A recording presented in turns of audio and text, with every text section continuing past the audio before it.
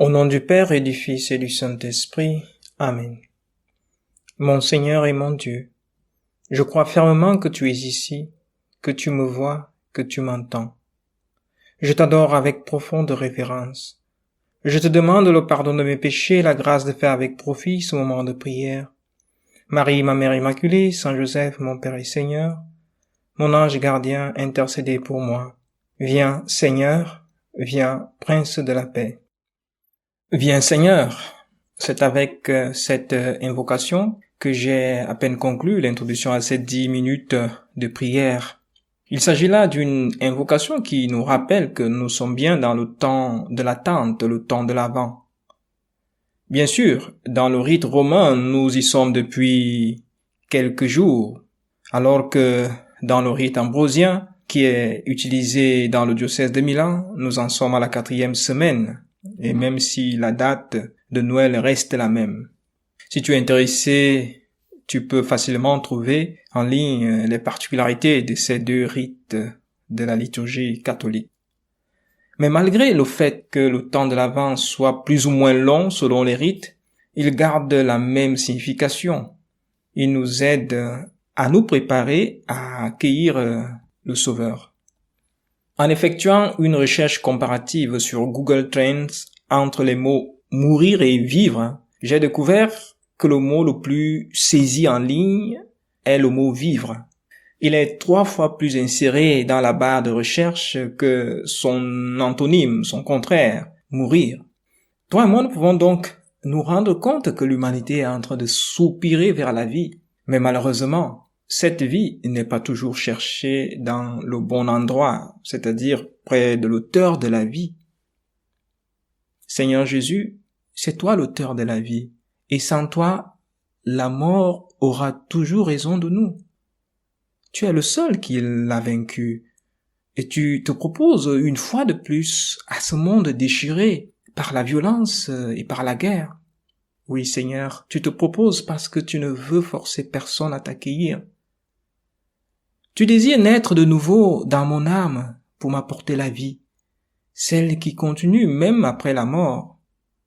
Aide-moi à t'accueillir. Aide-moi à me préparer à accueillir cette vie.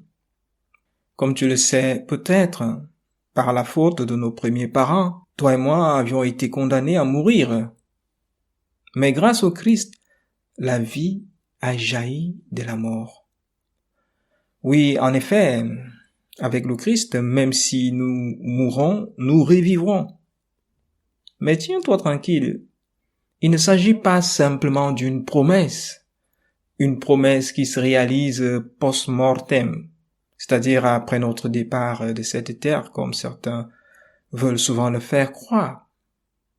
La vie que le Seigneur nous promet, la vie que le Seigneur te promet, commence bel et bien sur cette terre. Si ce n'était pas le cas, Jésus ne se serait pas intéressé à la santé physique de ses disciples. Il n'aurait rien fait ni pour les soigner, ni pour les nourrir. Par contre, comme tu peux le constater dans l'évangile de ce jour, le Christ guérit de nombreux malades. Ces guérisons sont spectaculaires et en effet, le peuple voit en lui la présence de Dieu parce que seul Dieu pouvait réaliser de tels miracles. Pendant 3 jours, Jésus guérissait et certainement enseignait aussi. Toi et moi, nous pouvons donc imaginer ces foules immenses où chacun se débrouillait comme il pouvait pour passer la nuit, pour se mettre à l'abri du soleil peut-être qui brillait très fort, ou encore pour trouver quelque chose à manger. Certainement, beaucoup avaient porté des provisions avec eux, mais après 3 jours, il était très fort probable que les réserves soient épuisées. Et le Seigneur qui s'intéresse aussi à la vie matérielle s'en aperçoit et est pris de compassion. Oui, le salut que le Seigneur nous apporte ne se réalise pas dans le futur. Il commence ici et maintenant et se poursuit dans l'éternité.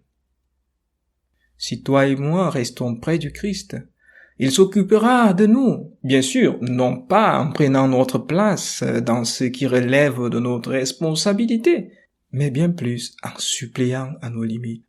Il est fort probable que cette foule avait de quoi se procurer à manger, comme le montrent d'autres passages bibliques qui racontent la même scène. Les apôtres avaient dû suggérer à Jésus de renvoyer la foule afin qu'elle puisse s'acheter de quoi manger. Mais Jésus, qui est Dieu et qui voit les limites humaines, n'était pas d'accord avec cette proposition. « Je ne veux pas les renvoyer à jeun. Ils pourraient défaillir en chemin. » avait-il répondu à ses disciples.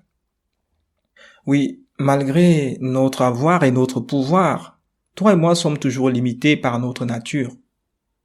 La science et la technique peuvent nous aider à repousser toujours un peu plus loin nos limites, mais jamais nous ne pourrons nous en affranchir.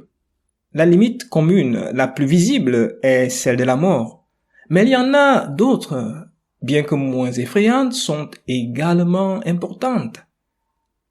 L'incapacité d'aimer, l'incapacité de faire le bien. Oui, sans le Seigneur, toi et moi ne pouvons vraiment pas aimer, ni faire le moindre bien. Nous avons donc besoin du Seigneur pour supplier à ses limites. Sans lui, mes actions et tes actions ne seront que pur égoïsme et jamais de la vraie charité. Si tu veux donc faire le bien, il n'y a qu'une seule option, être avec le Christ. Bien entendu, être chrétien n'est pas une garantie pour faire le bien, et ne pas l'être n'est non plus un empêchement.